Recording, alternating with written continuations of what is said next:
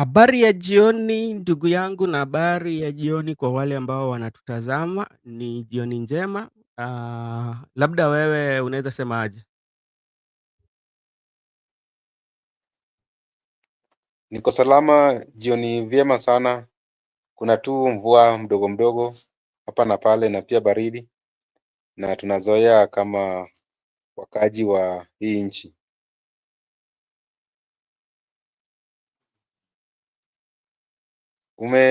Mute. Oh, unisikize? Okay, pole sana, nilikuwa nimemute. Habari ya huko ama habari uliko? Na leo naona uko kwa suti, na ni kama ulikuwa umeenda kutoa mahari ama ulikuwa umeenda kusikiza State of the Nation address. Sikuenda kutoa mahari, nilienda kusikiza hotuba ya rais katika alikuwa anahutubia wabunge katika chumba cha bunge. Sasa nilikuwa natarajia kusikia hotuba ya rais, sasa ndio maana nimedunga suti. Ukabadilisha maonekano ama muonekano. Saa zingine ni vizuri kudunga suti hivi, ishara ya kwamba unaambatana na yale rais alikuwa anasema. Okay, sawa. Kama yule law abiding citizen.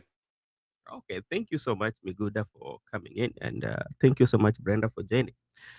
Today we have the State of the Nation address in both of the two houses. We call it the bicameral, where both the houses, the Senate and the National Assembly, were seated together in one room, and the president was giving the State of the Nation. And this is a constitutional issue. It's usually being done each and every year. Yeah, is in the Constitution, and I think it's also borrowed from other quarters, because even in the world we usually witness the president would come and address the houses, or give speech of the houses, or report on what he has done and what he's planning to do. Then from there, the assembly will start to have some discussion about the speech or the State of the Nation address, picking on the issues that the president picked. So I think the National Assembly will resume on Monday.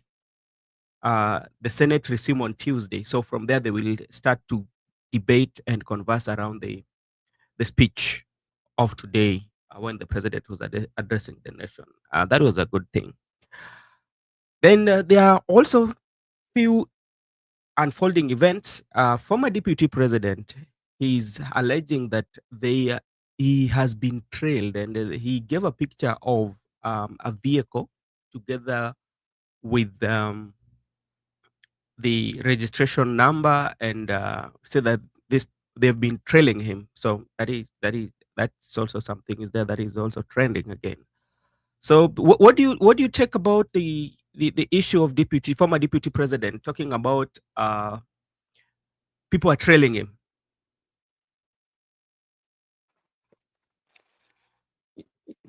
Former deputy president has claimed that some people have been trailing him, and these people who are trailing him are suspected to be the officers. Even today in the morning, the senator from Muranga, Joe Ruto, said that the people who are tracing deputy president are police officers, because we requested deputy president former to go and report to the police officers who are these people trailing him. Then through Muranga senator, he said that he cannot report to the police officers because the police officers are trailing him. They're just, I don't know why they're trailing him. Maybe it's just they are using criminal justice system to settle their differences in politics, but there's no big deal. Sasa najua kwamba hizi ndio vitu wananchi walikuwa wanapitia, ukikiwa when you are we call it that mwananchi wa kawaida, hizi ndio saa zingine vitu labda wananchi wanapitia. He used to give instruction when he was the deputy president. Sometimes he used to give instruction to the police officers to trail ordinary citizens. Now the other people are using the same trick to trail him. It means that police officers are not independent and they are operating through instruction Yeah. from the public officers.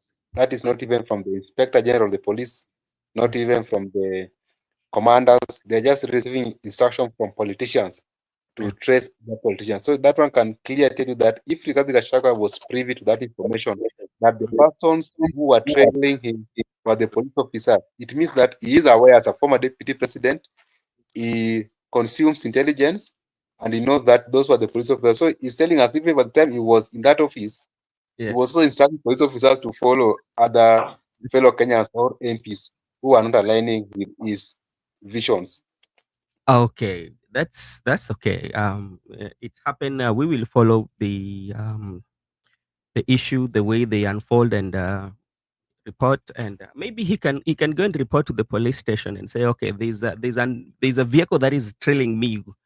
My life is at risk. Instead of coming to the public, or what do you think? If someone is trailing him and he feels that his security is at threat as the former Mhm. deputy president, Yeah, he ought to report to the police station so that the police station can start to do investigation, the number plate of the vehicle, yeah, the route that the vehicle followed, who could be the people who are the owners of that vehicle, and they uh, find out so that they can do thorough investigation and find out the interest, why he is he being trailed. He should report the police station just like any other ordinary person. You should not expect president to come in or the IGO police to come in and rescue him. He should just live that life where he is. But I just believe those people who are trailing him are police officers, and it's like the people, the opponents are trying to threaten him. You know, this politics. They will not do him something, just threatening him. Maybe they wanted to tell him that whatever you used to do, we can do to you. You are an ordinary citizen. Because, you know, when Deputy President was in Embu, yeah. the warm reception he received from the crowd. Hmm. And also, there have been rumors going around that he is mobilizing and is making silent move. So they're just trying to warn him, kindly relax, be at home. Do not engage into politics of the mountain. It's just politics. Okay, thank you so much. And Douglas, thank you so much for joining. And Asema, most of these sediments are what Gen Z called mchezo wa tao. Then it is like nowadays Kenya is Nairobi. Thank you so much. So, my friend, we just want to have a recap of what happened today on the speech that President gave on the State of the Nation today. One thing that we have to give it to President. President is, um, especially when it comes to public speaking, President is really blessed. He's a very good orator when it comes to public speaking, and that is something that we cannot take away from him. So that is one observation that I made. A second observation that I made that will form majority or basis of our discussion of today is was cancellation of Adani group deal that was signed by JKIA and Ketraco, and this comes as Adani, the same Adani group, was indicted in United States of 250 million dollars bribery. Uh, so that is what is happening. So we don't know whether the indictment of the group, especially the one of the director, as what has formed the president to cancel the deal with the Dani. We will discuss about that. So that is one of the observations that I make. Maybe on your side, what takeaway did you have from the president speech? My takeaway from the President's State of the Nation address. First, the State of the Nation address was incorporated in the Constitution of Kenya 2010, and it's one of the roles of the President of the Republic of Kenya that he addressed the nation through Parliament annually. And in the United States of America, we have what's called State of the Union address, where the President usually addressed the Congress annually. So those are the one of the things we incorporated from US into our Constitution. And the President, you have said that is blessed and is an orator. Yeah. I will agree with you. You know, an orator, then you have added him a backup. He was using teleprompter. So when he is using teleprompter and he is also an orator, Yeah. he can appeal to the audience to an extent that, yeah, I saw Junet Mohammed was keen looking at the president, and he was like, "Is this really the one whom we know was making that sentiment?" So he appeared good when it comes to the submission of the State of the Union address. He was eloquent and he was attracting the attention of the audience. There are some instances whereby even the members of parliament stood from their seats and were clapping for him unanimously, both the senators and the members of parliament. They were singing some songs from the West African, Nigerian, the Igbo people, Igwe, Igwe. Mhm. That is when that cancellation of Adani happened. So, Mr. President, what I tend to disagree with him Yeah. is that does he really mean whatever he was saying? Because if they can be put into action, they can be good because they sound juicy. And the reason of cancellation could be maybe you have said about the indictment by the USA and New York Department of Justice of the Adani person of bribery. That could lead the cancellation. Okay, thank you so much. We will come to that. And there's also something that I really picked about the president. He talked about the healthcare system, whereby he gave an elaborate especially was giving the difference between the NHIF, whereby he say that the shift to replace outdated NHIF and establish the SHA to take over the all that, and he gave a reason that everybody. I told you that the president is well gifted. He gave a reason saying that the NHIF was only accessible to those who can pay and those who are having their who usually have like the payroll who can pay. But now the Taifa, which was the word that is new to so many people, might ask why what is the Taifa care, because it was the first time that we were learning of something, this word, Taifa Care, that the Taifa Care will be inclusive and will be accessible for both those who do not pay and those who can pay. So it is inclusive. But if it is true that that's true, then I think that it is one of the best, and I would compare it to what we call the Obama Care, because if you read something about Obamacare, yeah, it takes everybody, especially those who cannot afford to purchase insurance, because when you compare the healthcare system in some of this developed world, their healthcare system is quite much different with the healthcare system that we have.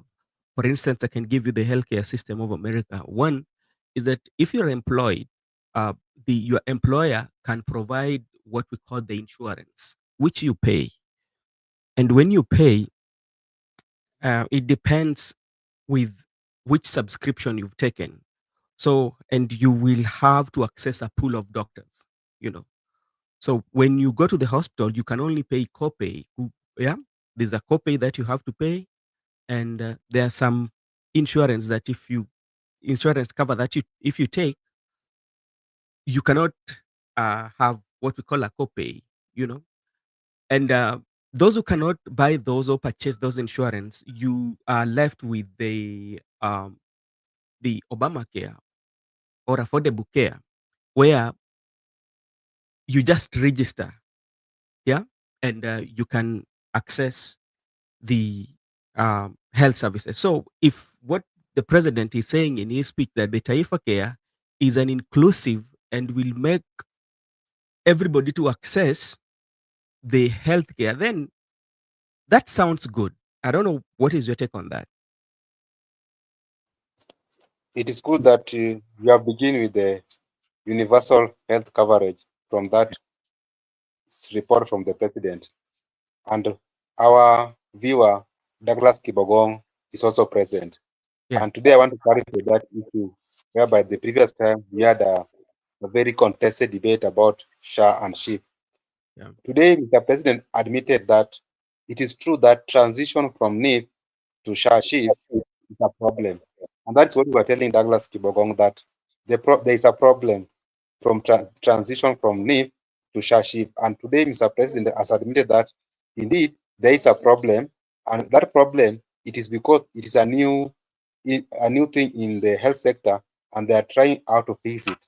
So he promised that he gave like in 2 weeks time that that problem is sorted out. So let us agree first. Transition had a problem, had an issue, and the government has admitted that indeed it has a problem. There's a difference between NIF and SHA-SHIF. You know, NIF is for those people who are on payroll, they used to deduct from the payroll direct to NIF to cut off for their health cover. So it was not universal health coverage when we're using NIF. But this SHA-SHIF, the Taifa Care, it's more of a inclusive, whereby you don't need to be on payroll, you don't need to work. Even if you are not working, you can go to register and it can cover you. So the amount of money you are going to pay will depend on the status of you as a person. Maybe if you are someone who is not, there is provisions. Me, I've seen how it works. There are those who are paying 110, there are those who are paying 130, those who are 195 to 30. So it will depend. It is unlike NIF. So Taifa Care, it is more of a universal health coverage where it's going to cover everybody for those who are going to register. But we have to agree also that there was a problem in transition, and there were even some debts that the NIF were owing private hospitals around 830 billion, and he said that he has settled those debts. There were debts that were coming from the 13 years ago, and also there were some pending debts. He promised that in the 6 months time, he will make sure that those debts are settled fully. So if that transition can be done properly and people can be removed from NIF to SHA-SHIF, then there is no problem. So the problem was not that SHA-SHIF is wrong. The problem was the transition from NIF to SHA-SHIF.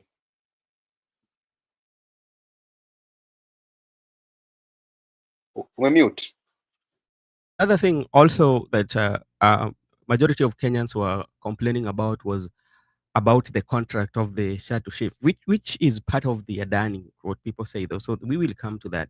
And another thing also that I picked from the president's speech, he says that the tax revenue have grown by 11.5%, reflecting on our tax base measures. And to me, I'm not so much well versed when it comes to taxation and economy, but I would say in terms of tax collection and the best that the president has paid, in the administration of the President William Ruto, this is the administration that, within the shortest time possible, has collected more revenue than any other government in place. I don't know whether you agree with me on that, based on the tax measures that they've put in place. In terms of tax measures the UDA regime has put into place, I can say they have collect more revenue compared to the previous regime, compared to the time they came into office. Let us even say it in 2 years' time. You know, 2 years of Uhuru Kenyatta administration, they haven't collected that much tax which President Ruto has succeeded to collect. So when it comes to taxation, I can agree with them there is an increment in taxation because the much they have collected is incomparable with the previous regime. This issue of taxation, you know, they have also dealt with the issue of debt, whereby they never wanted to default as a country. You know, by sealing the loophole of defaulting, you are going to increase the revenue and you are going to increase taxation.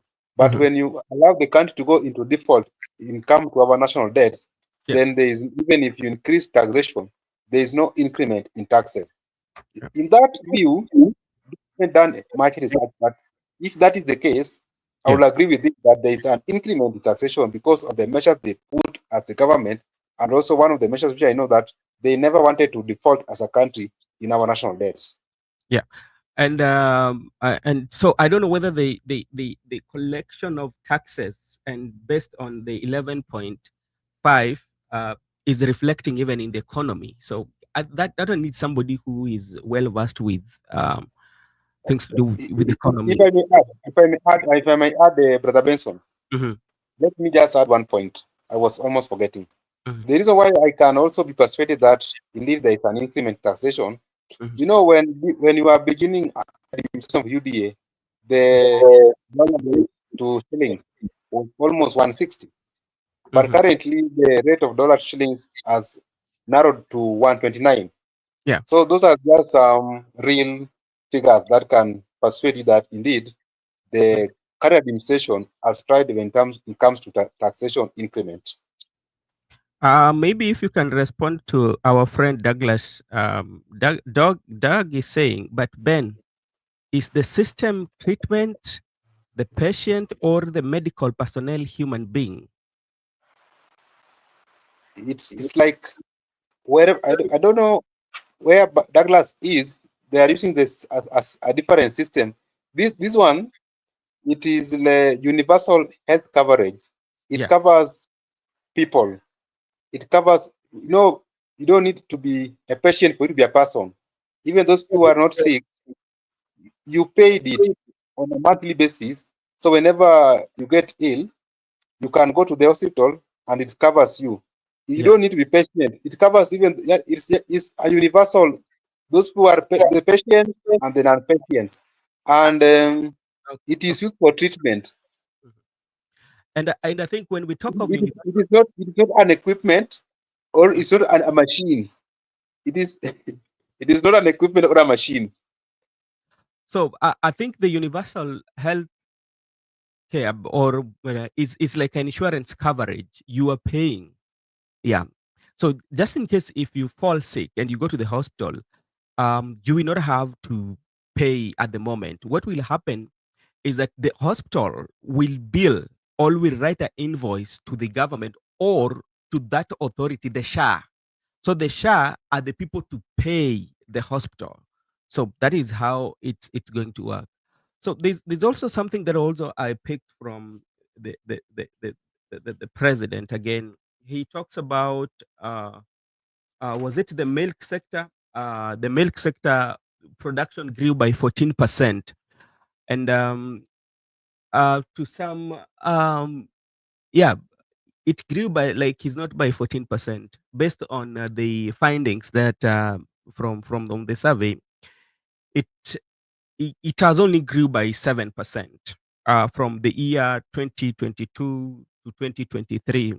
So we are in the year 2024, 2023, 2024, which is just about to end. So for that year, maybe he has the data for the year 2023 to 2024 that I was trying to look at the internet. I did not find, but from the year 2022 to 2023, um, it grew by only 7% because in 2022 we had 4.640 million liters on the production. Then on the year 2023, it was 4.56546.7, So that one gives you like something like around 7%. So for the 2023, so we need only for 2027, 2024. So if he has those figures, then we cannot dispute that. So that is also something that I picked. Maybe if there's also something that you picked from the president's speech. When it comes to milk production, the president might have projected 2023, 2024 that when we will come to the end of the year, Mhm, we could have increased from 7% to 14%. That is just a projection. The person who wrote for him that State of the Nation address. Okay. And he wanted to defend the fact that when he came into office, Hmm. he, he subsidized production. He Yeah. never subsidized consumption.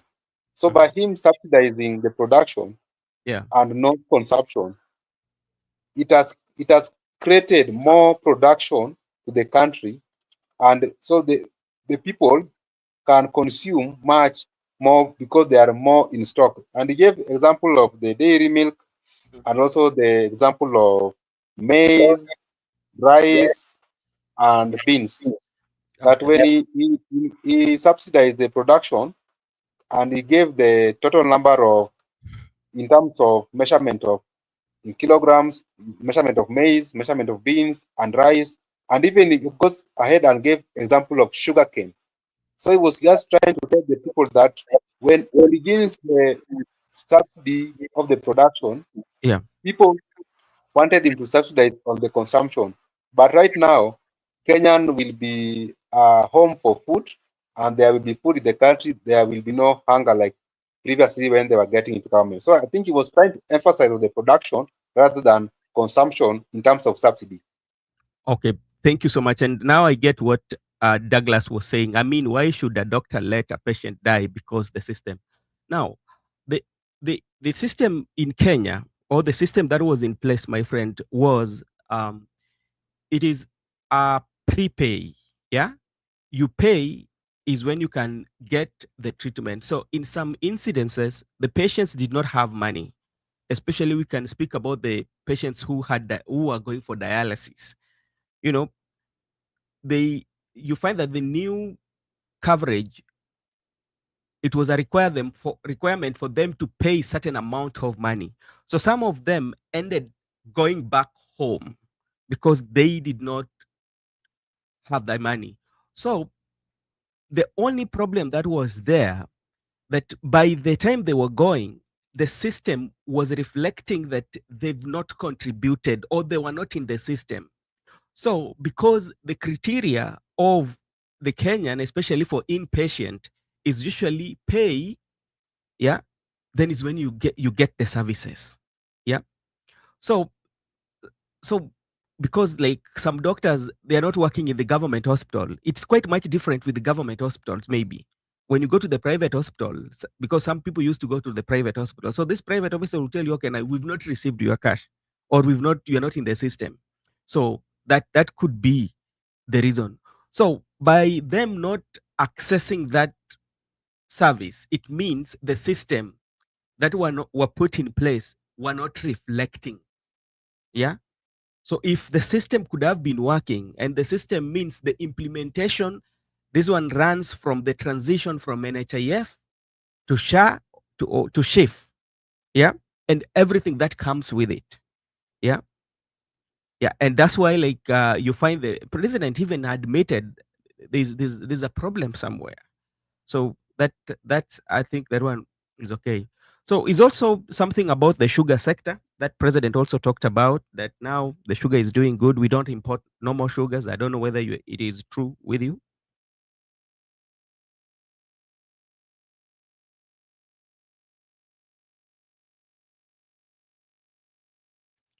Hey, Miguda, you are mute. Hello, can you hear me? Yes. I was saying about, should I respond to this contested comment section question here? Hmm. Judith, by the time Raila was defending Adani, the indictment was not in the scene. Yeah, that could be the reason. It was obvious Raila defended Adani when there was no indictment in the scene and there was no investigation by the Department of Justice, USA, New York. And then now that there was that indictment and there was that investigation and accusation from Mhm. Okay, Ben. Let's, as we wait for Miguda to come. Ben, I watch Citizen TV in Jaramogi Ojok in Kisumu. The director say the system works. Do we believe in CEOs referrals or activism? So, my friend, if you, I don't know, I can give you my email address, yeah, and you can give me your number so we can talk, and I can give you the real issues on the ground, especially even at the place that you're talking about. The things works because I'm a resident of the place you're talking about. I know quite a number of leaders and MCAs who are in the health sector there, because that is a place whereby my roots are. So I can give you full information about everything from health and everything.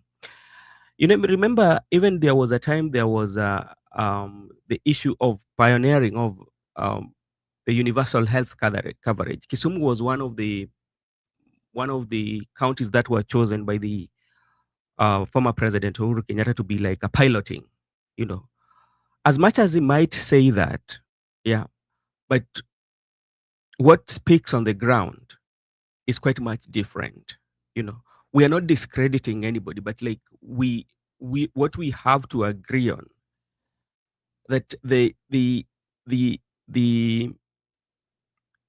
the coverage that was brought into the system, yeah, it had some hitches. In the process, there are people who suffered, you know.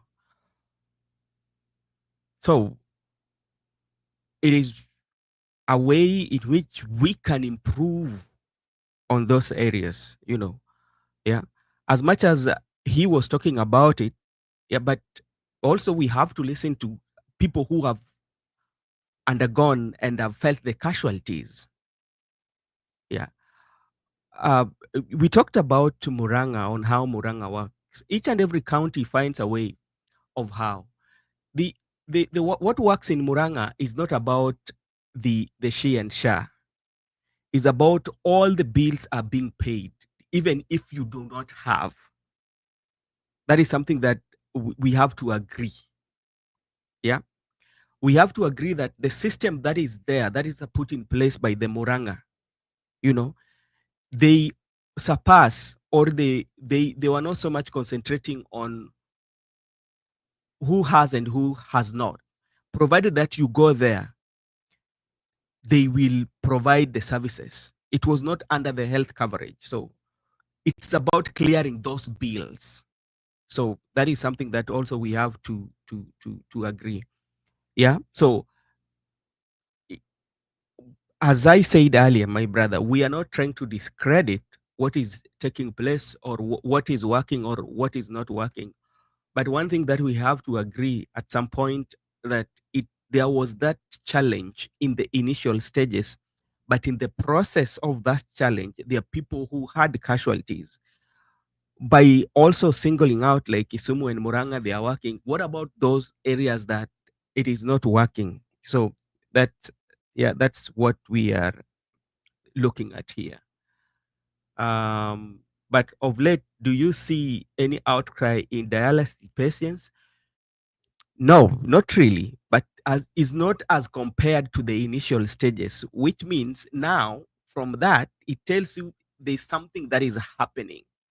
But if you compare to the initial stages where there was an outcry, yeah, so that is something that is there.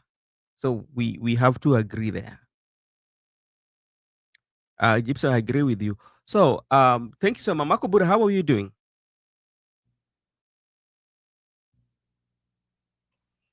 Good evening. I'm doing good. Yeah. I hope you're all doing good.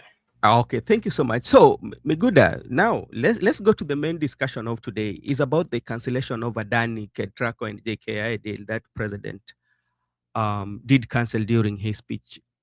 Do you think the president listened to the people of Kenya, or this was necessitated by what happened in the United States? If the president listened to the people of Kenya, the deal could have been cancelled a long time ago. Yeah. Why was he waiting until the State of the Nation address to cancel the deal? And you know, the D-Day to the State of the Nation address is when the United States of America, New York Department of Justice, indicted Adani. So why was he waiting up to the last minute after the company has been indicted? That is when he's canceling the deal. I do not think that he listened to the people. He was just, because when he was talking about cancellation of the Adani deal, he said that he has been advised by our international partners to cancel the deal.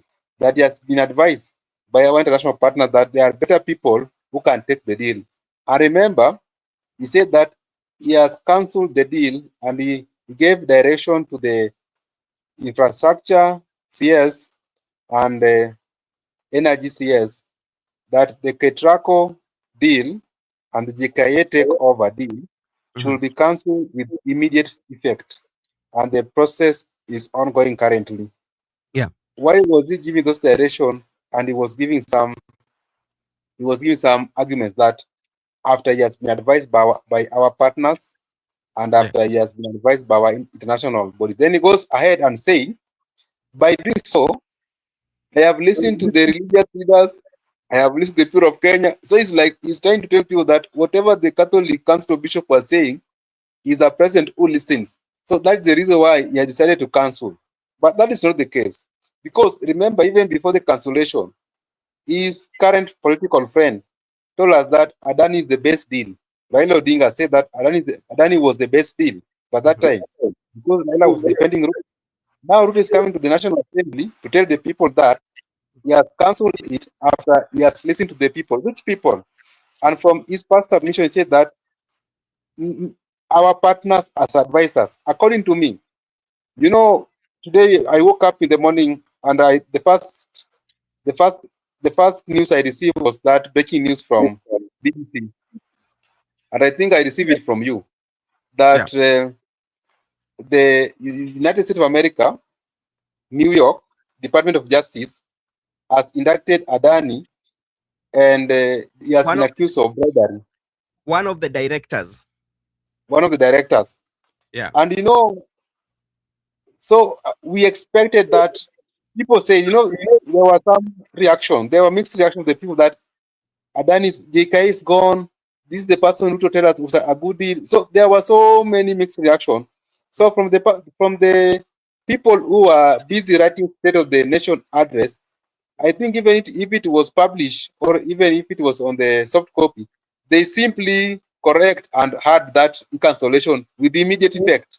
And that's how it came. You know, that is the only time when members of parliament stood in the house praising William Ruto, calling him such names from those big men from West Africa, Nigeria, and I felt the Igbo community. He was called Igwe, unanimously, be it senators, be it MPs, they were calling him Igwe. So he's just Igwe because he has cancelled the Adani deal.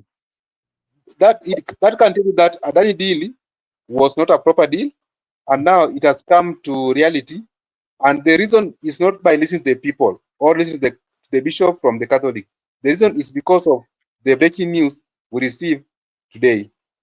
Okay, thank you so much. And maybe Makobura, are you ready or you are still looking for something?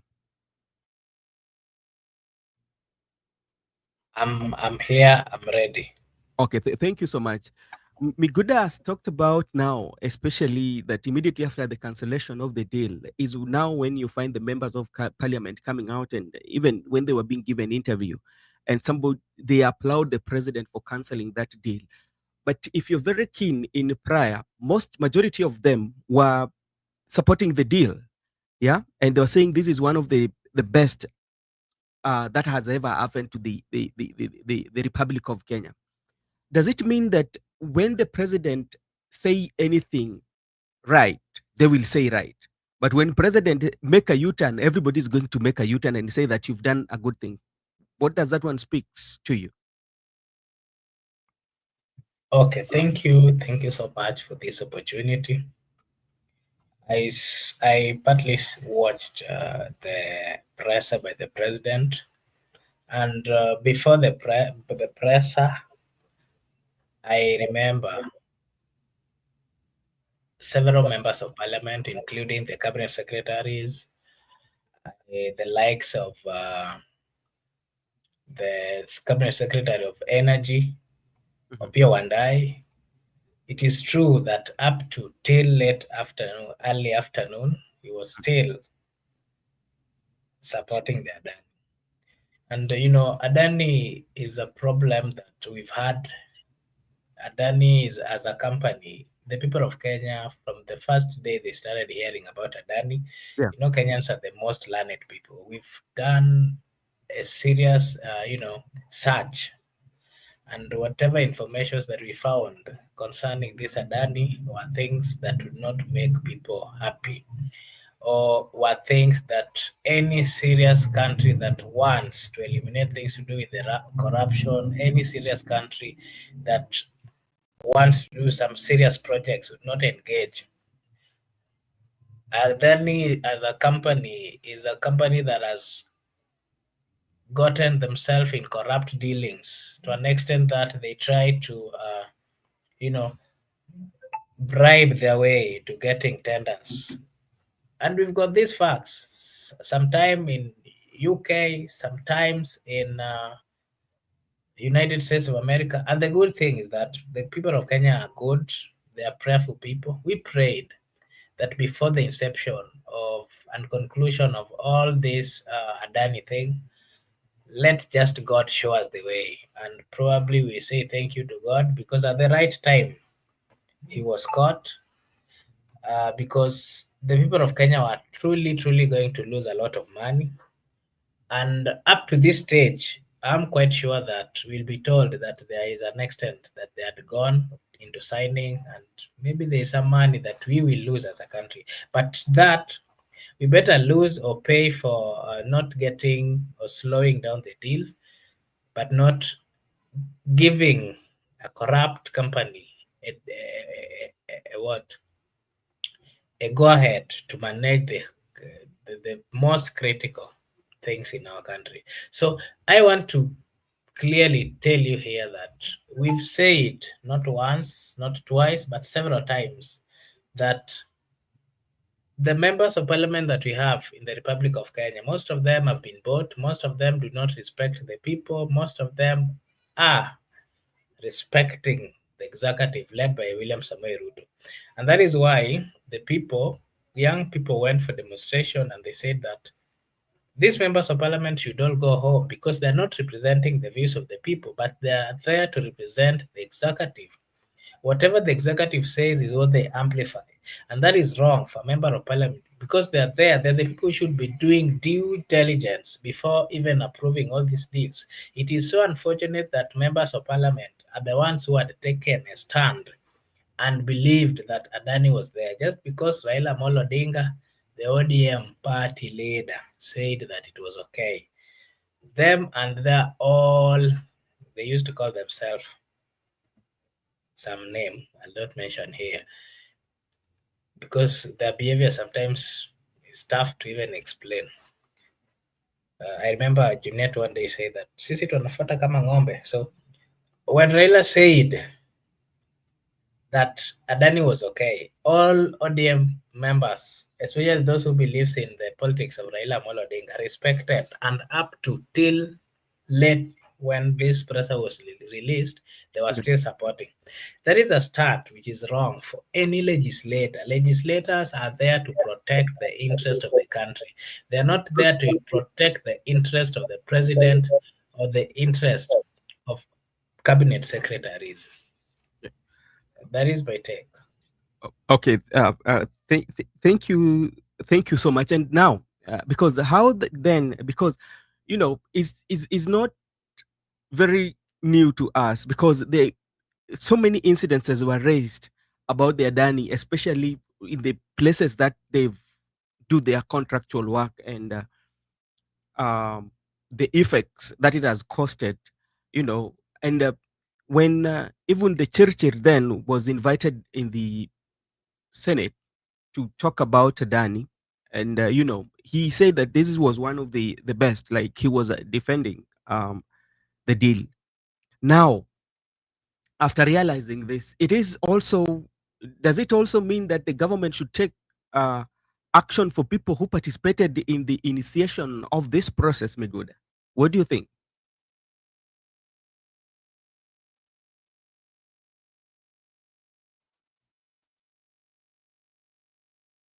Hello, Meguda. When there was cancellation of the Adani deal by His Excellency President William Ruto, I thought that the people who took part in the process, by the time Murkomen was the CS for infrastructure, and I don't know who was the cabinet secretary for energy, Chirchir was the cabinet secretary for energy. Those were the main culprits who could have explained to us why did they decided to go ahead and make a contractual agreement with a company which has a negative name worldwide. Those are the questions they should be answering. And when people made some inquiry, even when Badi was asked that, how did they manage to facilitate the Adani deal in a span of a period of time? Then Badi responded by saying that that is efficiency in government. It means that the government works efficiently. So the people who participated in the deal, in my view, they cannot be brought to justice, or they cannot be brought to be answerable, because the president himself initiated the deal. The president himself is part and parcel of the deal, because the president defended the deal, and also he was not ready to back off from the deal. Okay. Similarly, his friend Raila Odinga also never wanted to back off from the deal. That's why we said that members of parliament from ODM and from UDA were supporting the deal. Remember, there was a time even Chirchir was being asked some questions when he went to JKIA. When there was strike at JKIA, he was being asked about the contract of the Adani in the JKIA takeover. Then he was not ready to back off. There was no way they were ready to dismiss whatever has happened. Yeah. And they defended it.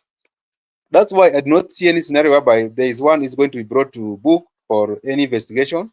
The way it has been cancelled, the people who participated in it are going to scot free, and there is no one going to take action against them, because the main suspect is the president, so he cannot do for those people anything.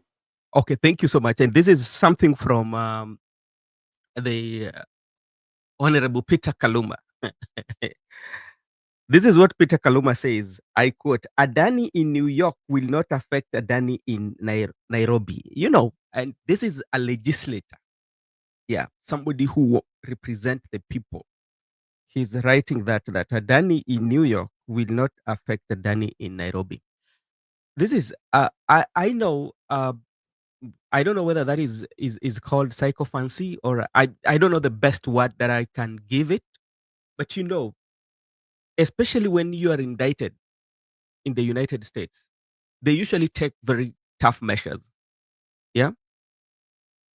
One of the things is they can say that anybody who trades with you, they will sanction them. They cut ties with you. And the cancellation of this, of what happened in the, I mean, the case that came out from the United States, this was a very big blow to the president. They had no otherwise but to cancel the deal, because it was going to affect the government in a bad way. One, they will say, we are not going to deal with you because you have a dealing with the Adani. Yeah. Remember, where do we get the IMF, World Bank, who usually are the major sayers in those? Yeah. Come again to the to the to even when it comes to the UN. WHO, World Health Organization. Yeah. So it was going to create a bigger impact. So what the member of parliament is saying, I don't think it is true. Yeah, I don't think it is true. And even if you look at something about New York, you know, New York in US is one of the best generating revenue, especially when it comes to stock exchange in United States. The entire United States, it's only the New York that has a stock exchange. So which means the entire United States, they look at New York, and that is not a small thing. You know, so when the member of parliament says that, so I don't know how he feels. Let me see. So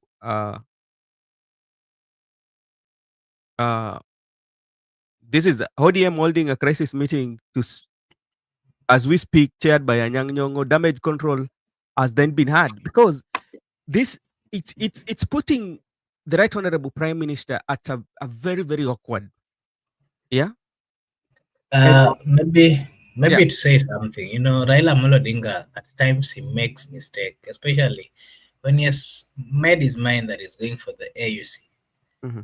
The best advice I would give him is to simply excuse himself from the local politics. Let him excuse himself from the running of the country, because anything that any decision that he makes that influences the running of a country, especially those that are of national level, it becomes a serious thing. Whenever it goes right or wrong, Mhm. the blame is taken at his door, and this is going to affect his Mm. candidature, Yeah. because him making a presser and defending Adani, it was a very serious thing, a serious mistake that he made, because even the people these presidents who are supposed to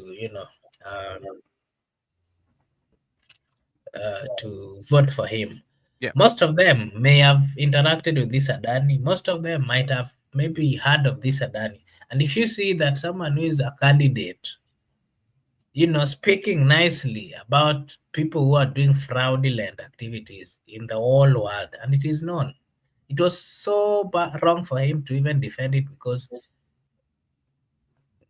this is not the first fraud, or this is not the first case that the guy is handling. In UK, there was a case that he had, and the moment you start having cases with this, the UK, the USA, it becomes tough for you. The picture international, I mean, worldwide. Yeah. Whenever meeting and even supporting such people, it becomes a serious thing. And even your integrity, the integrity level is also being questioned. So Raila made a mistake. The mistake that he made is going to affect him within the country and also uh, outside the country. Yeah. And now it seems like now for the short period of time from June to where we are today, the prime minister has gotten himself on the wrong side of the history. Remember when there was uh, the demonstration? He sided with the government and he gave the experts, and that is one. Now Adani too is coming in, and they're saying, "Oh, but this was on the papers," and many people raise these issues. You know, what is Ayaga saying? The Raila Ruto affair was the biggest political mistake, and look at the ministry of Ruto gave him. Finance and energy are directly connected to Adani. Baba have to support his experts, but at what expense? You know, at what expense would you want to support your experts? Yet the whole country know. When you look at the changes that the country has really gone through, look at during the Moi era. Yeah, the Moi era accessibility to the information was not as it today. Today, every information you have at hand. Yeah. Talk about anybody or talk about of any renowned organization or be it a company in the world. People will Google, and the Google will give um, uh, the information of that particular uh, organization or group like Adani. People Googled, and they came to realize that, oh, this company is not good, and why should we um, involve ourselves with it? And people said, okay, we don't. But like, if they were listening, if even the president could have been listening in the initial stages, then the president could have said, okay, let's make a hold on it and let's evaluate what the people are saying. And I can remember even there was a time the president had some function and he talked about Adani. Yeah. One day during the Ketrako gave a good explanation about Adani, you know, and now, boom. Mm. So what is now the way? Let me also comment about the position of former Prime Minister. Mm. People have been calling former Prime Minister in order, Mm. but we have been receiving mixed reaction. People don't want you to criticize him.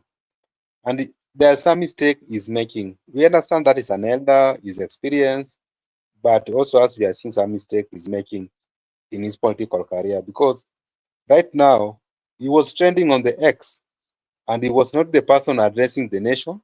He was Yes. not the one reading the State of the Nation address. Why was he trending? He was trending because he supported Adani.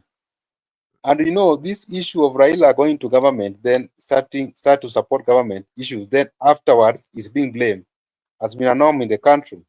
You know, when he went to handshake with Uhuru Kenyatta, Ruto used that chance to campaign against him, that all the blames of Jubilee administration were given to Raila.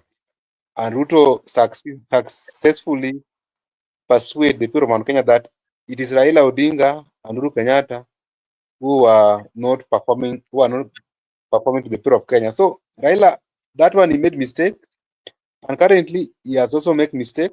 When he donated this, they call the so-called expert. Yeah. The experts were given position like finance, energy, and you have heard Mbadi saying that Adani is not bad. The process was the one which was bad. And Mbadi also said that the fact that it was done very fast, it simply means that there's efficiency in government. Opio Wandai also said that he is ready, and in fact, Opio Wandai already signed. You know, let us not forget, Opio Wandai already signed about the Ketraco deal with the Adani. With him, the deal was done. They were just waiting for the execution of the deal. Right now, Ruto can, after Ruto cancel the Adani deal, he can go there and say that it is not me, it is the so-called expert who some of them sign, some of them talk about efficiency, and the person who brought them also supported Adani deal. And if you talk about these issues, if you want to criticize Raila about these issues, then you'll find those old girls, the so-called sycophants, the ones you have read about their name in the X-Space, Opondo Kaloma. They will deal with you circumphoniously. They don't want you to even try to make some correction. These are the people who are misleading Raila. These are the people who are lying to Raila. These so-called sycophants, so-called cows, so-called loyalty, these are people who are messing Raila. And if at all whatever Ayaka is saying that there is a crisis meeting in ODM, that crisis meeting also meant to mislead Raila, and also they are messing him. That's why when we are telling people that, as we are seeing these things as young people, the only person who can take this thing from Raila very easily is Babu Oweno, and they are in dispute. The same way they are not believing. Yeah. They will not believe when that time comes, because we told them this issue of Raila going to the broad-based government. We talked about Raila was going to handshake. So there have been always repercussions, and these repercussions, Raila has been carrying all the burden. So Raila should decide whether he is going to AUC and leaving local politics, or he's in local politics and he want to the AUC. He want to do two things at the same time. That is up to him. I've heard people are saying now Adani is gone. The next person is Raila Odinga at AUC. But you know, as Adani is gone, then I will read something. Then Makobura, you'll come in, and it's also being rumored that the Shah and Shift is a contract is also with Adani group. But this is what is coming from different papers. This paper say that billionaire chairman of conglomerate and 7 other senior business executives indicted in connection with the scheme to pay hundreds of millions of dollars in bribes and conceal bribery scheme from USA. They just wanted to. They've not. Na wameshachapwa. Lakini Kenya, this is what the Bloomberg, CNN is saying. Indian billionaire Gautam Adani has been indicted in the New York over multi-billion-dollar fraud scheme, the Justice Department says. Okay. Then come to Bloomberg. Indian billionaire Gautam Adani, other executives were charged with paying more than 250 million USD in bribe to Indian government officials and concealing them from US investors. So this is what is being reported with different media platforms on the same matter. So it's something that is global, you know, it's global. So, and that's why I was telling you, Kenya could have a repercussion on this if they could have continued with Adani. So that is what is there. Kibogon asked something here that I want to read. What did Douglas ask? Uh, by the way, you know, Gen Z protest. Douglas, let me tell you something of what is happening right now in Kenya. This when it comes to protest, the protest has moved from the street to the internet. That's usually what happens. If you've realized of late on how the protest of Kenya works, it is no longer on the street. People tend to be more active on the internet and calling out, protesting on the internet. And this one has happened in several locations, especially there was a time there was public participation. They invaded those public participation and aired their views. Remember, there was also a court case, you know. Then people went online, they got the link, they were there, people were there and shouting. So it is nowadays not on the street, but it has gone to the the spaces, the X space, the YouTube, the Facebook, everywhere, the TikTok. So that's where like the protest has gone because it is safe for them. I don't know whether I'm right in my submission, Miguda or Makobura. Okay, thank you so much. We've been talking about the president's speech, yes, and the biggest thing that we're talking about here is, of course, Adani. But me, I have a different opinion on the comment of, uh,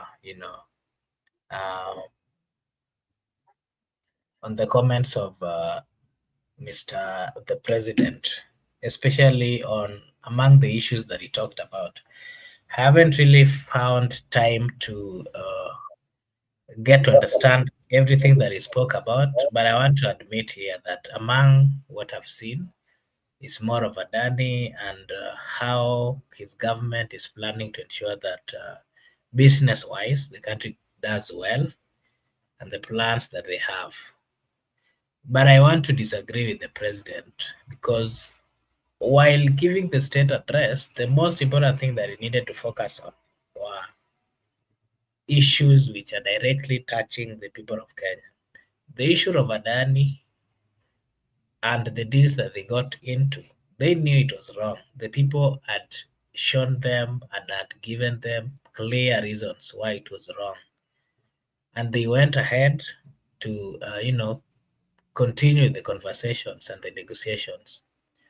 They knew very well that it was a waste of time, and the people of Kenya would say no to it. If suppose they would have managed to continue with it, still the people would have gone to the street to try call them, rectify everything. If I remember the time the Gen Zs were going for demonstration, among the issues or the concerns were this Adani. And if you can remember, there's this young man who really trended when he said to the people on that day of demonstration, it was on 27th. On 27th, he said that, you know what, hawa watu wanauza airport, hawa wanauzia muhindi, and this is what was going to happen. It is so nice that at least today he has retracted and they have gotten back, they've retracted their statements and the conversations that they were having on all this Adani and their interest in Kenya. It is a good move that as a country we are headed in the right direction, because if the people we've given a chance to lead us cannot listen to us, then it is we have the role to either go to street or to communicate to them in whichever language that they will listen. This time round, we started on the street, they didn't listen. We continued on the platforms which are there, the online, and at least they've retracted their statement.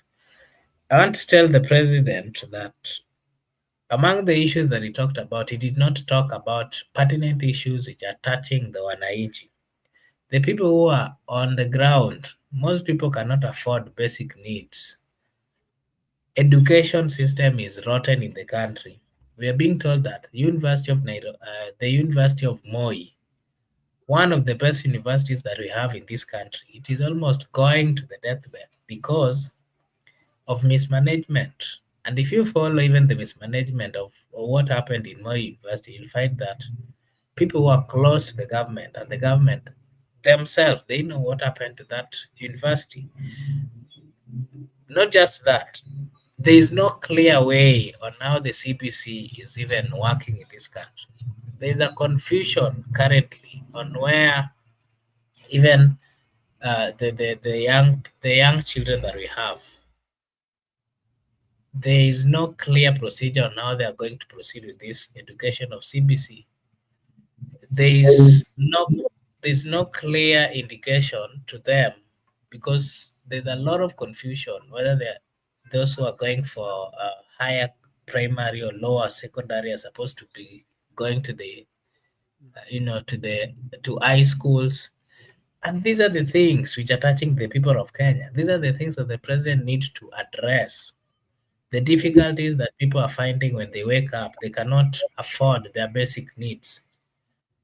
The issue of Adani is not a concerned thing that is directly touching Wananchi at this moment. The most important thing that he would have talked about were things that the people are going through currently. I think that is what he would have dwelt on. But Okay. spending a lot of time telling us how business wise and the projections that we have as a country in terms of business, it is a lie. The people who are doing business are crying. They're finding it tough. The tax issues, people are not buying. They don't have money. When we talk about the shift thing, it is still not working. It needs to be looked into. People are dying. People are not getting treatment. Health is a very essential thing that people need to have good health. There's no need of deducting a lot of money on people's pay slip, and then you cannot translate that and help them get what the right medication or the right quality health.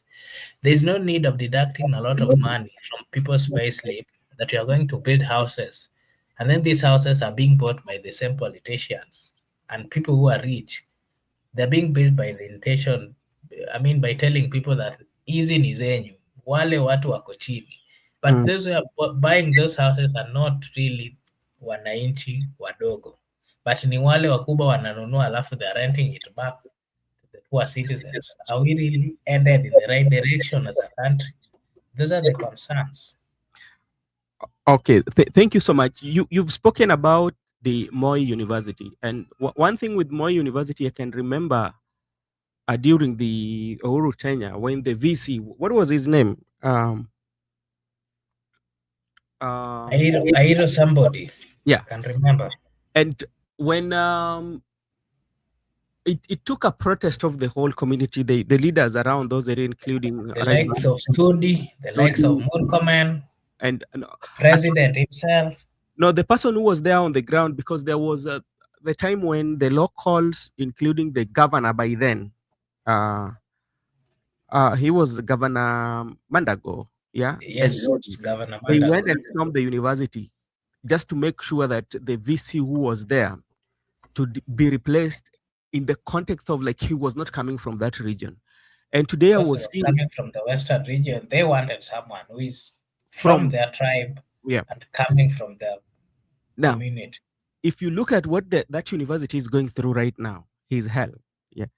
I don't know where I was reading somewhere. I don't know whether it was true because like I usually like to fact check everything that they've bought donkeys to transport the. Is it true although that somebody was just trying to get some publicity? The state of Moi University is a serious thing. Yeah. From the facts that I had read, from 2013, 2014, the University of Moi has been operating on debts. Yeah. And currently they even owe lecturers and workers around 6 billion Kenyan shillings, 6 to 8 billion. Yeah. And currently there are no enough lecturers. If you hear when the other day, actually the demonstration by the lecturers is still on. Yeah. I have been watching at what has been happening in that university. The students who joined in September, most of them have not even, they've not been taught. They are not lecturers, Yeah. My university was being ranked, they almost One of the best. One of the best in the country. But currently, with what we are seeing in my university, if they don't rectify, it is going to go. And it is so unfortunate that something that the leadership of the Republic of Kenya, led by the president, can rectify. But like, I think Judy is confirming, because I read somewhere it was saying that they bought some donkeys that can assist with transporting water, so water to the. I don't know whether that is true, and if that is this true, sometimes when it comes to this institution, I think we should look for professionalism. We don't. The government should not hire somebody based on the local, like where they come from, but they should be hired based on the professionalism and the ability to do work. What I know usually happens in places now, when it comes to supplying of maybe some food stuff, we can give it to the locals. That's how the locals can benefit. When it comes to supplying of other materials, but when it comes to lecturing somebody who is going to head that kind of institutions, the tribe should not be a qualification, and that's where sometimes we usually go wrong. you know and in the event of bringing in somebody who is your tribe, what happens is that now you see the corruption. Do you know how much money they are owing? There's a lot of money that university is owing. So, and this is an institution, is for all Kenyans. So I It's a think lot of where. money. It's actually billions of money. And the question is, Mhm. I'm telling you, cannot complete your course if you've not paid a fee. So we are wondering where the money is going, the money that is being paid by, by the students, because how factual is it that the university still the university owes almost 8 billion, Mhm. and people like students are going there, they are paying, you cannot proceed to the next course if you've not paid. What is really happening? And I remember Senator Onyonka, Yeah, when this issue of Moi University started. yeah. That clip is still fresh. It was, I think, in one of the media station, and he said that this is the most stupid thing. And if we continue with this thing, he Mhm. said that time that Moi University is not going to survive. What we should wait and see is this university collapsing, and that is what we are seeing. This is something that was predicted almost 10 years ago, and we are coming to see it. Okay. Thank you so much. Miguda, before we came to the show, we were just talking about the fate of our policemen in Haiti. And something that caught me by surprise, that almost over 2.1 billion was paid by the government to facilitate. But all along, we used to know that this was going to be a UN. Yeah, the UN was going to fund this. Why would government pay for that? Because, like, I think the CS was trying to bring uh, that proposal to the parliament so it can be accounted for, because it was not accounted for. Yeah. What happened? There are many things which are happening behind the scenes, and members of the public are not privy to those information. Yeah.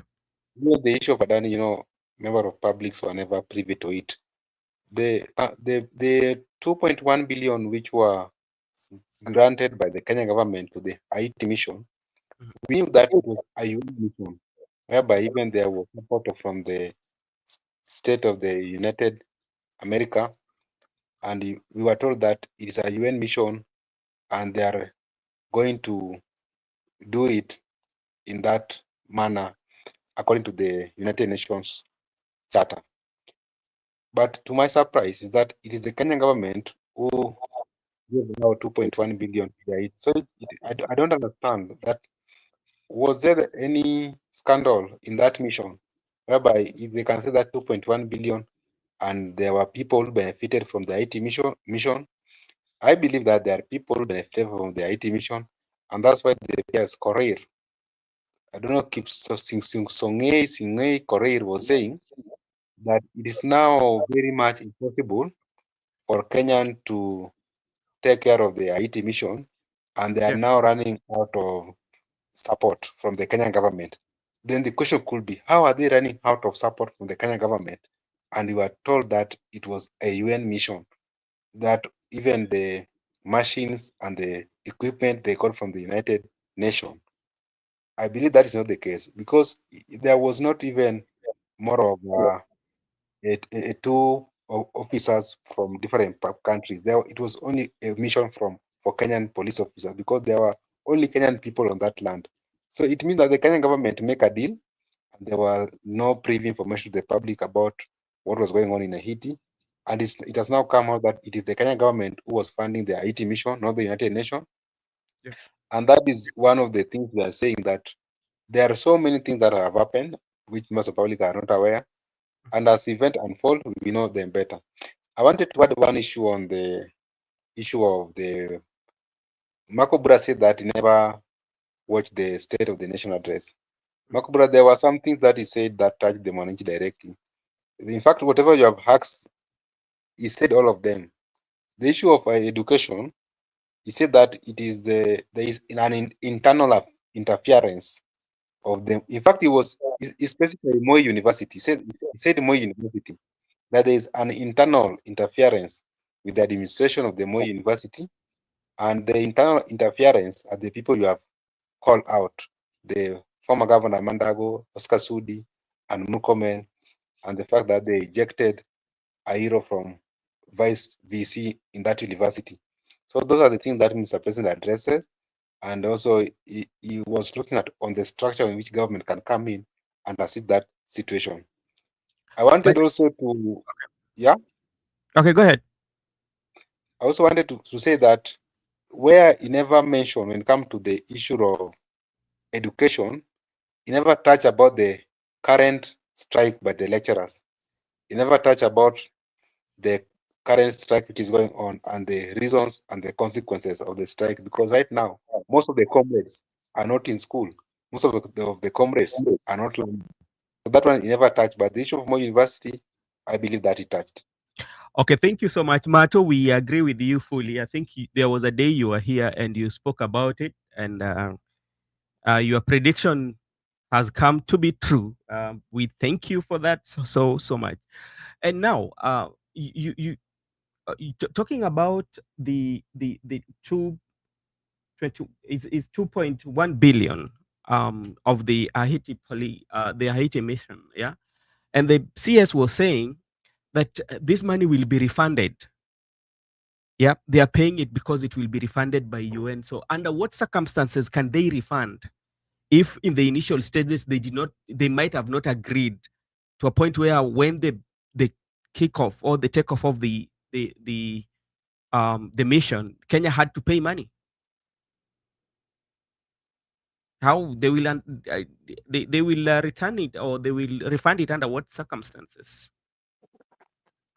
There are no clear grounds for returning that money or refunding that money, because when Kenyan was going to Haiti mission, in my view, it was, if at all it was a UN mission, then UN could have catered for everything from the word go, from the time they were leaving the country.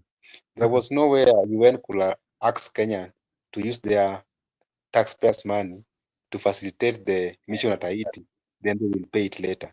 That is not the UN which we know, because even when it comes to the United Nations Charter, they are being guided by the treaty. This is how, when you are getting into any activity with another state. For instance, this issue of Kenyan police moving from Kenya to Haiti mission, it's a matter of internations, whereby it cuts Kenya, Haiti, United Nations. So if there was any agreement with the United Nations that they are going to support and facilitate Kenyan officers into the Haiti land, there was no way they could ask Kenya, because United Nations, they have so many organizations. They control the World Bank, and they have funds, and they have also equipment, and they cannot ask you, because Kenya being a member state of the United Nations, and Kenya, that member, it is one of the states that is derailing in terms of economy. So they understand Kenya's economy, and they cannot allow Kenya to use the taxpayers' money. Then they will refund it later. Up to with the little knowledge I have when it comes to the international relations, I do not see a scenario whereby there is how this operation could have gone on if it was endorsed by the United Nations without any treaty in that relationship between Kenya and Haiti mission, whereby if there was a treaty between the Kenya and the Haiti with the endorsement of the United Nations, there was no room for Kenyan government to facilitate the mission. The mission could have been facilitated exclusively by the UN mission. Even recently, our KDF, they are in Congo. And there is no way we have heard from the government that the government of Kenya is facilitating them. It's a UN mission. They are exclusively being facilitated by the UN mission, not Kenyan government. So even if it was a matter of internal security, Kenyan police went the internal boundary of the Haiti. But if all it was supposed to be the United Nations, it could have been exclusively for the United Nations, not Kenyan government. So I don't know how if to say that now the Kenya are the people who funded this the entire thing, the entire process, and now what about the well-being of the soldiers who are there? Because if at all the UN is not funding them, it also requires to know their well-being. You know, who is funding their food, how are they, and what is the progress? You know, maybe this was also one of the deals. That there were people who wanted a deal with somebody so that they were going to be compensated. There were also maybe there's a structure for now a military officer is being compensated when he goes for a mission. So we do not understand up now. That's why I say that I don't know whether if it was a UN mission, then there was no need for Kenyan government to release 2.1 billion to be refunded, because I don't think that UN is that bankrupt to an extent that it can borrow from Kenya government. Maybe there is another deal in this 80 mission which we are not privy to as the members of the public. Okay. Thank you. What is Mato saying? On a lighter note, just tell your brother in Haiti to intermarry there and get children. Kwanza. Sawa, tutawaambia. Thank you. Okay, so yeah, it is. This is some of the issues that need to be raised, especially with the soldiers when, like you say, that we are funding it, and you remember when they were going, we were very, very asking so many questions about them. What is the connection between the Kenyan? If you look at the global sphere, where Kenya is and where their Haiti is, there's no any other business that we do with them. What is it that our soldiers had to go there? Especially, it's not even the military; it is the police. In most of the cases that we always see, the people who usually go for peace missions are usually the military.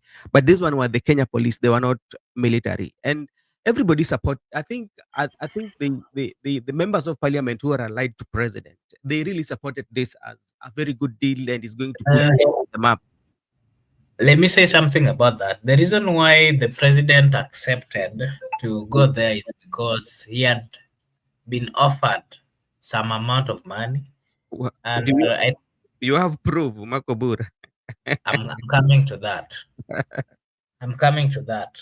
Initially, the problem that we've gotten into is a problem that was a problem for the US government. It is the US government who has interest in the country.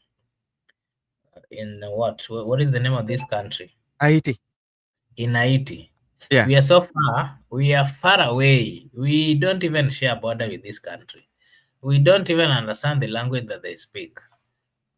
We only speak English, they speak, I don't know, French, and I don't know which languages. Whether the fightings over there are of what extent, we are not affected as a country because we are far away from where that country is. It is the US who has interest in that country. And so, being that Ruto and the former president, it is still the current president of the United States of America, had close relationship, and Ruto had presented to him that, you can help me. Our people at wananifinya huko wanataka kazi. na ni kama aliambiwa kuna pesa ingine hapa, we leta watu wako kupe kitu kidogo, and that is what happened. Because there is no any clear clarification on why Kenyan police officers were taken to Haiti. But if you look at even when this thing was in the parliament, the verification bit, the members of parliament, as much as they supported this, they didn't have any good reason. They just did it because of goodwill of the relationship that I think the Kenyan president had with the US. And again, maybe what the interest of the Republic of Kenya was maybe of the amount of money they were going to be given or the support. I think the worst thing is that we were not even told, there's no any clarity of what we are benefiting in it. But from what we are seeing and what we know about Kenya and the people in leadership, waliambiwa watapewa kitu. Na hiyo kitu hatujui kama walipewa ama wajapewa. They don't always disclose. This issue of Adani, ukingoja tu utakuja kuona ya kwamba there's something that was given. Kuna watu walipewa pesa hapa na inaenda kutokea hapa karibuni. Hawa watu wa Adani wakirealize that hii kitu haiwezi endana na sisi na itaenda through, they will start disclosing. Na utasikia ya kwamba cabinet secretaries, the president and all those senior people, there are kickbacks that mtasikia ilitoka hapo. So what we are having, the problem we are having is the government is getting into deals without authorization of the citizens. Again, they're also getting into deals. They do the negotiation, do everything without disclosing the deals that they're getting into. It is so unfortunate for them that this one did not go through because watu wa Kenya wako rada.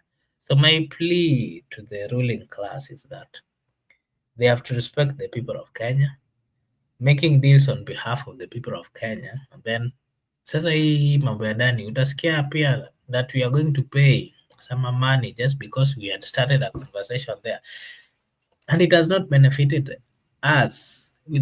There's nothing that we've gained as a country. It is so painful, and I think one day if we get there, we will get there. We will remind these people that we will go for them and we will tell them to return the money. Nasitaki kuongea mingi. Miguna, labda unaweza sema tu zako kabla tufunge. I wanted to say one thing that we are almost forgetting concerning the state of the nation address by the Mr. President. Mr. President also talked about extrajudicial killing. He talked about abduction.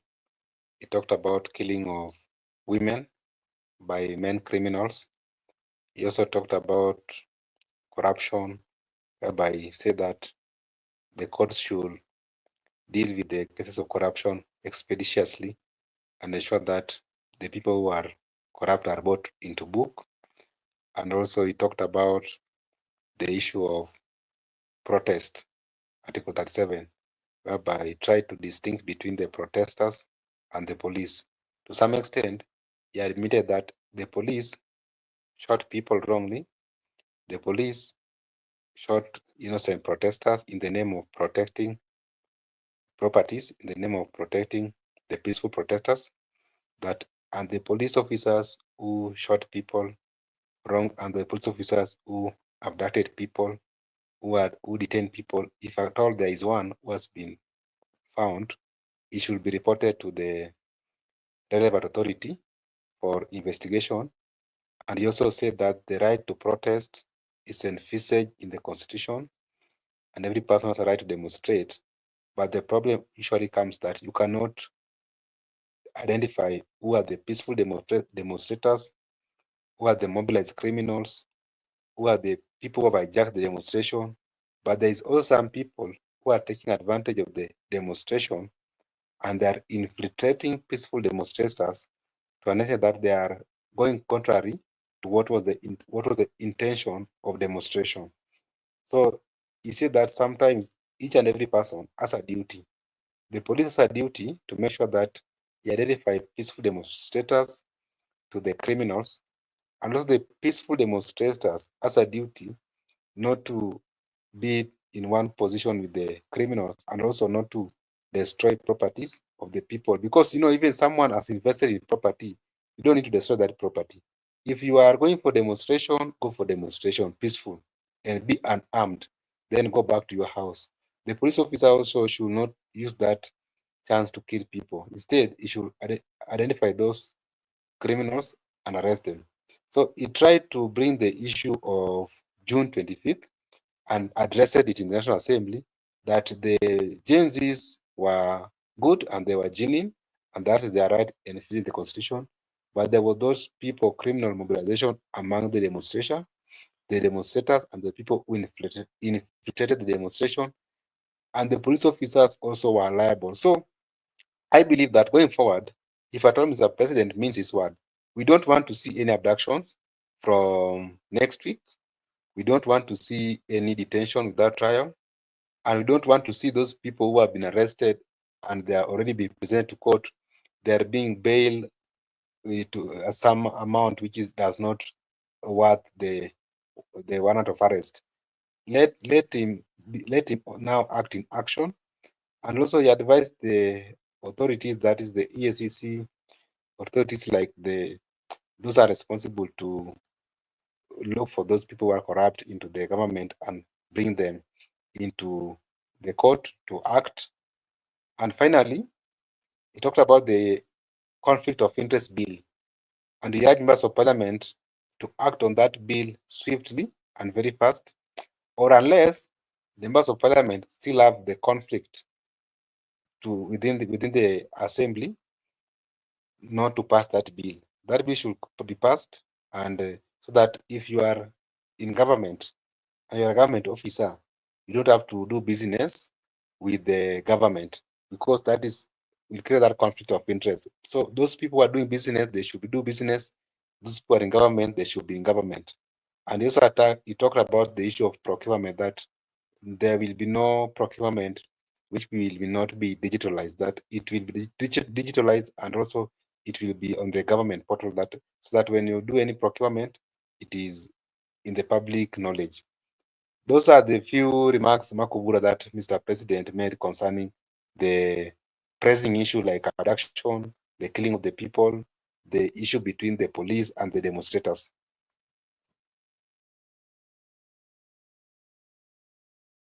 Okay, did you hear him talk about any solution? Because him listing the problems that we are having, and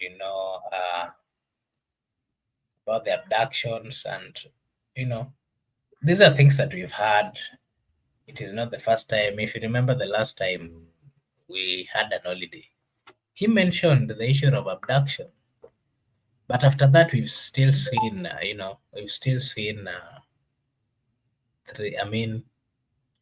abductions of late. There was one of yesterday, the other day.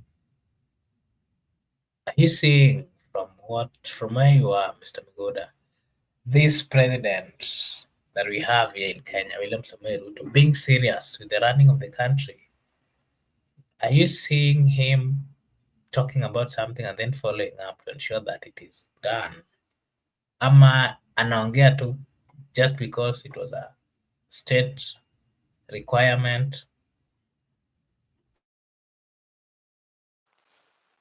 That's why I told you that, as for me, I'll just give him some time, maybe a week, or because there are many promises he has made in that address. There were some to be fulfilled within 2 weeks, some within 6 months, some within 1 week. So let us give him a benefit of doubt, and also let us wait. And that's why I told you that in the next weeks, if we can see the abduction will stop, then we will be persuaded that at least he's now acting as the president. But from the past, and whatever we have experienced with him, it is certain that sometimes he was playing to the gallery, and he was just speaking for the sake that it was a State of the Nation address. But whatever he was trying to appeal to the people of Kenya, or the promises he was making, or the mistakes he was pointing out, if at all he cannot come out to rectify them, or because the back will stop with him, if you cannot come out clearly for the next days, and we cannot feel them as the people of Kenya, then we are also going to not to believe him. Of course, we don't believe him. That has been a case. And so that's why I said, let us just give him a benefit of doubt in the next 2 weeks or maybe 6 months, the way he has said.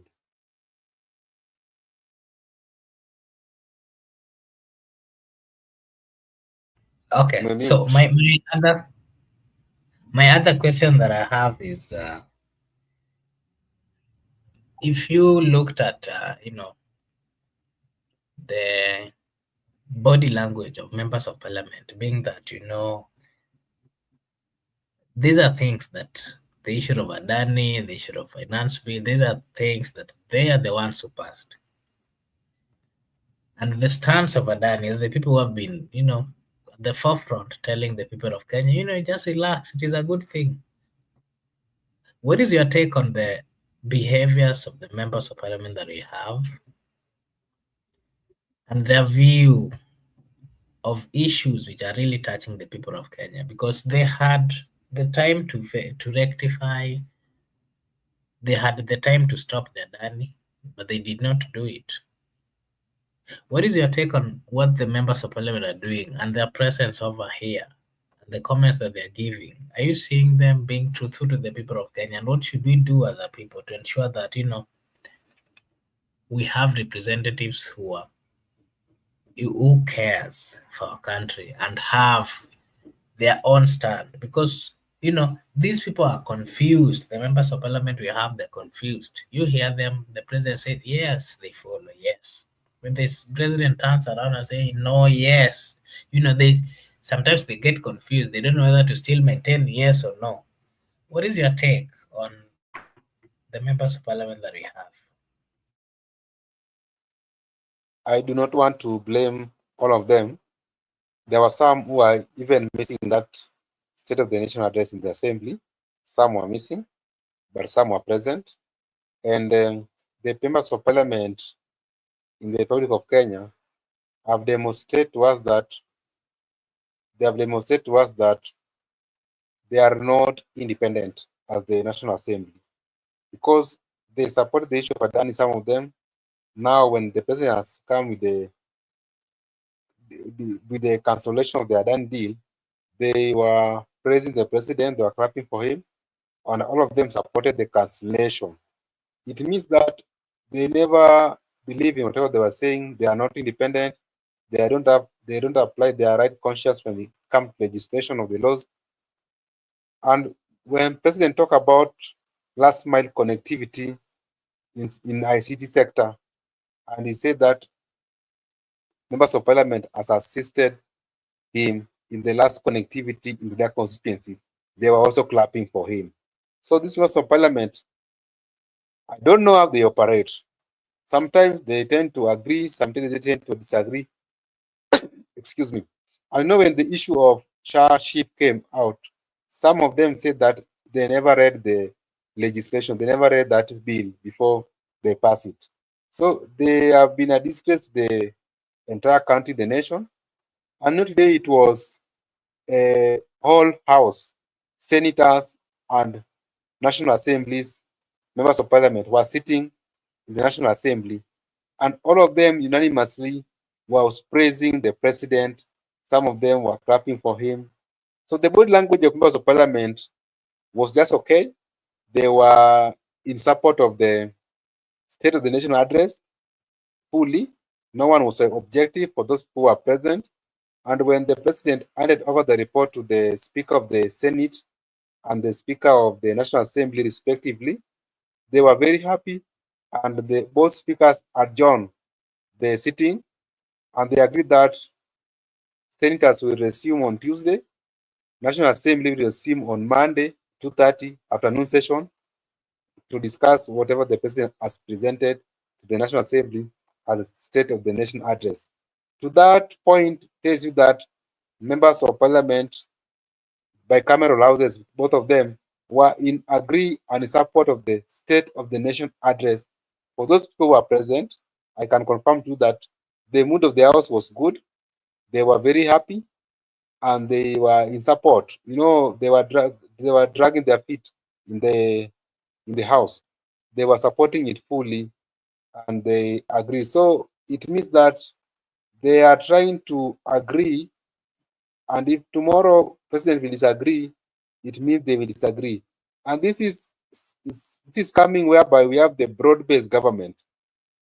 Actually, Mr. President also talk about broad-based government, whereby he said that he brought people, inclusivity, that he brought people on board so that everybody can take part in the decision making of the country. Everybody can take part in the running of the government. And the question we could ask the president that when he was forming the government first before the broad-based government, was he not in the right conscience to understand that he ought to bring everybody in board? So it means that at that time he was acting in a capacity that he never recognized the inclusivity of the Kenyan people. He never recognized the broader based government of the people. So if there could be no Gen Z protest, there could be no broad-based government, there could be no inclusion. To that extent, Makobura, I can confirm to you with certainty that members of parliament unanimously supported the State of the Nation address.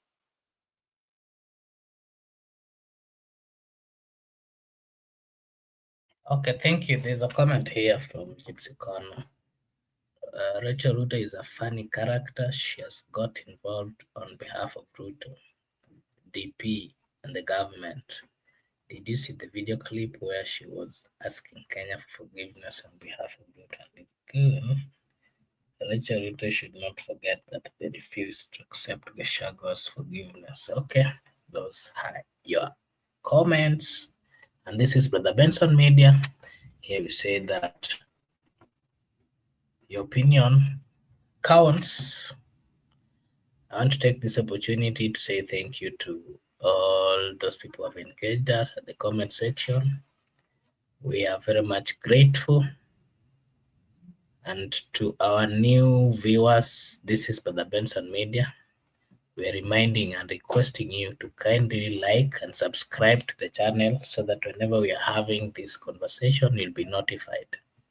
We will really appreciate, because that's a way of supporting us as a channel. Allow me to give this opportunity to Migora to say his last remarks to those who are watching. To those who are watching, we are very grateful for you tuning to our YouTube channel. Yes, as usual, you can subscribe for the new viewers. You can comment whenever you get time to comment. You can interact on the comment section. Also, you can request for a link. You can share with the link if you have a divergent opinion. You can also watch the ads videos on our videos on the YouTube channel. Through that, you can support this channel. And we request you that we'll be updating you on the ongoing any event in the country. And to our panelist, Makobura, Brother Benson, we appreciate you for coming to the show. And let me say one thing more, that let us give President a benefit of doubt with this State of the Nation address, so that we can see how things will unfold. See you next time. Makobura, bye-bye. Okay, thank you, Mr. Migoda. To Gypsy Corner, Mato Makandets, Seba Ndwari, Judith Karuitha, Eric Ayaga, Douglas Kibogong, Judith, and who else is at the comment section? Brenda Obedi, and everyone who commented, everyone who engaged us at the comment section. We really appreciate. Thanks for your time, na tunakuomba kesho pia ukuje, ndiposa tukue na mazungumzo kama haya. Taking this opportunity to wish you a blessed evening, a blessed night, a blessed morning, blessed afternoon, evening. Until tomorrow, thank you and bye-bye.